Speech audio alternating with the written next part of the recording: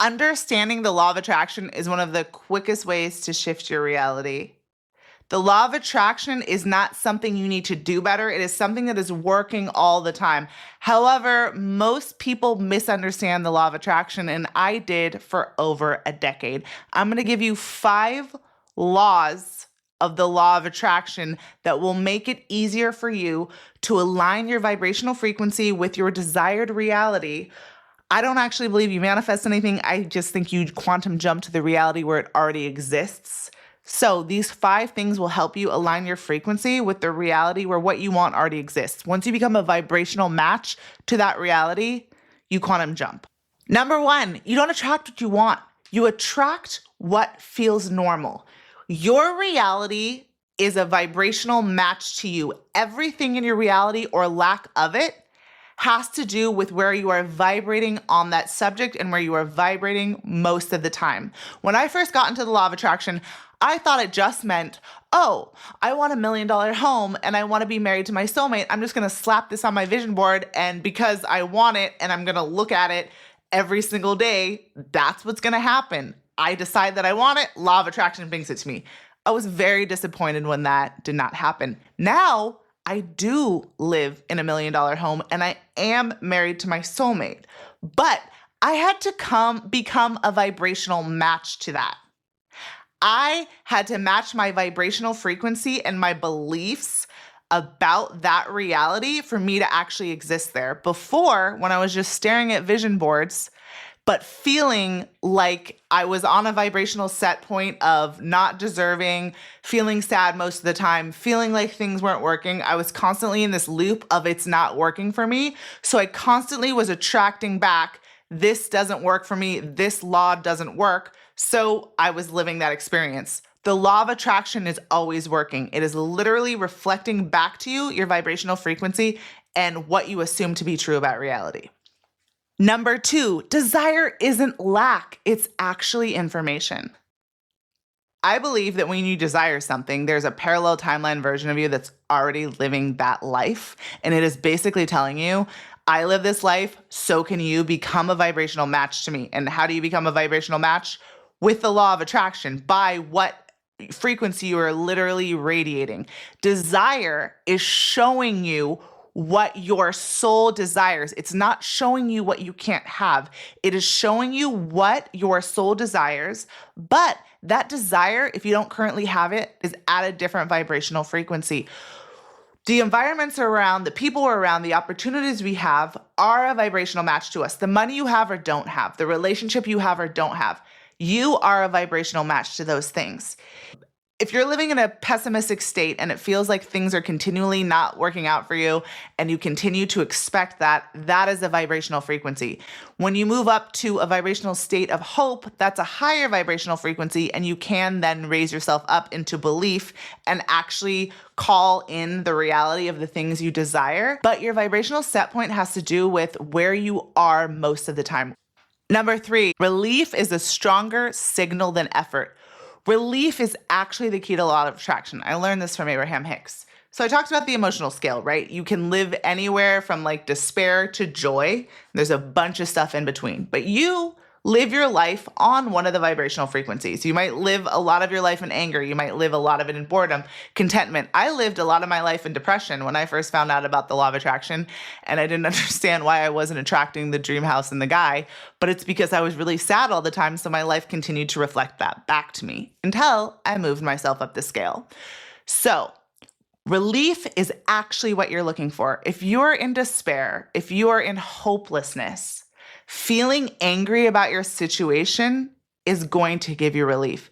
If you're in anger and you have a thought of wanting to get revenge on someone, that is going to make you feel some relief and you're actually moving up the scale.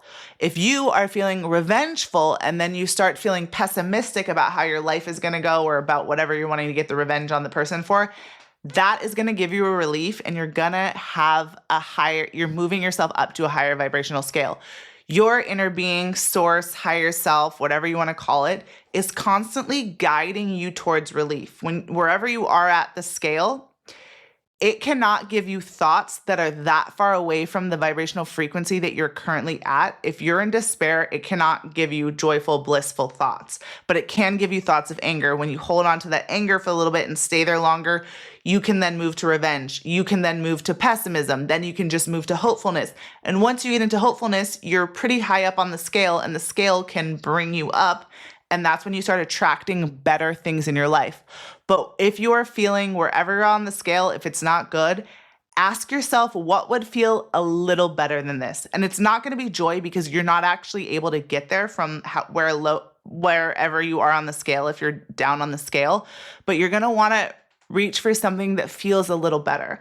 This is also why distracting ourselves when we're in those low vibrations can bring us relief. This is why watching a funny movie or listening to good music, or for me, working out is like one of the best ways for me to raise myself up the scale if I'm not feeling great, because you're taking your attention off what is causing the vibrational frequency within you, even though you're actually causing it because you're just attracting that into your life. But once you start to do something that gives you some relief, you're able to move up the scale and get closer to attracting better things in your life.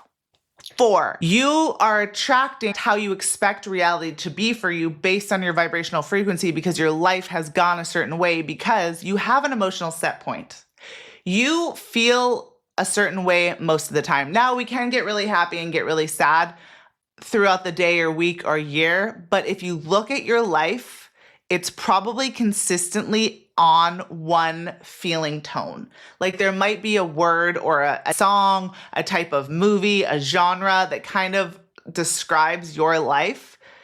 Unless you do work to actually shift your vibrational frequency and to feel better, you live in one vibration most of the time. And that is how your life is. So you're not getting what you want. You're getting what you expect reality to be for you. Reality is going to show you how you are feeling. It's literally reflecting back to you what you believe about yourself in reality, what identity you have, and where you're vibrating. And 5, your emotional baseline matters more than your thoughts. The thoughts you are thinking are actually things that are a vibrational match to the reality that you live in. You're attracting more thoughts that are on the same frequency.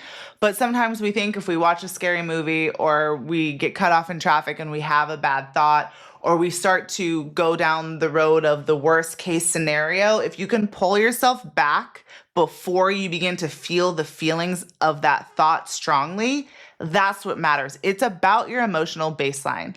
Like when you're driving in traffic and you start to daydream and you might think worst case scenario, if you're not fully feeling the fear of that on a consistent basis, it's not going to show up in your life. It's about what vibrational frequency you're at most of the time.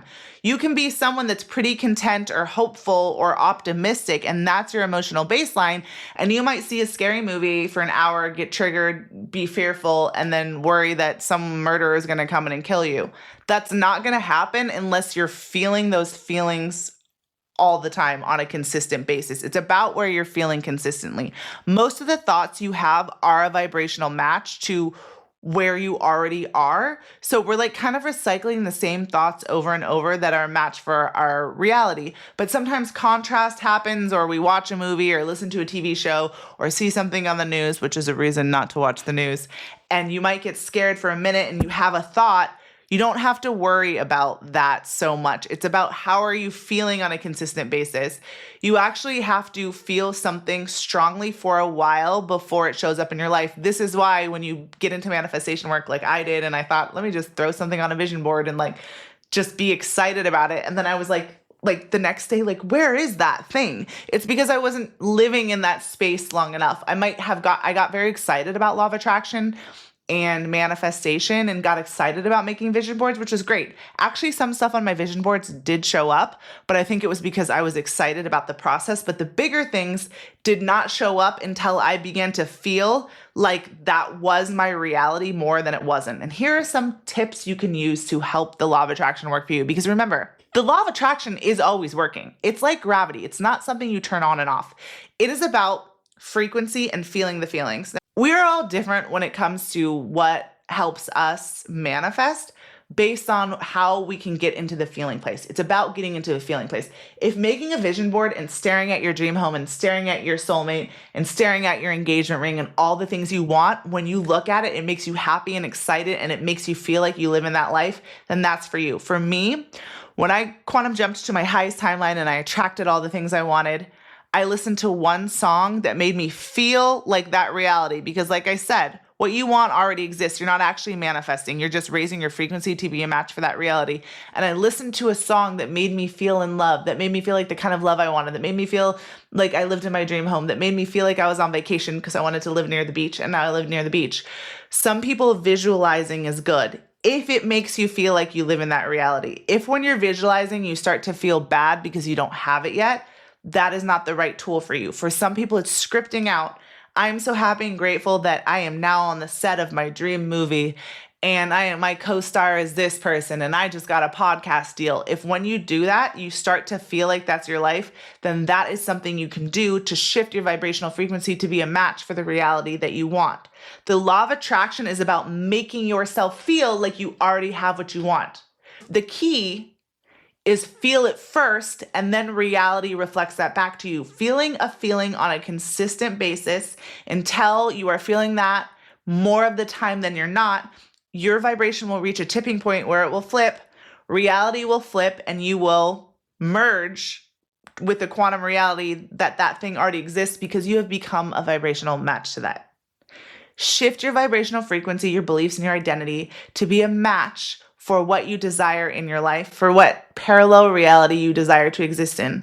Remember, this timeline is optional. Much love.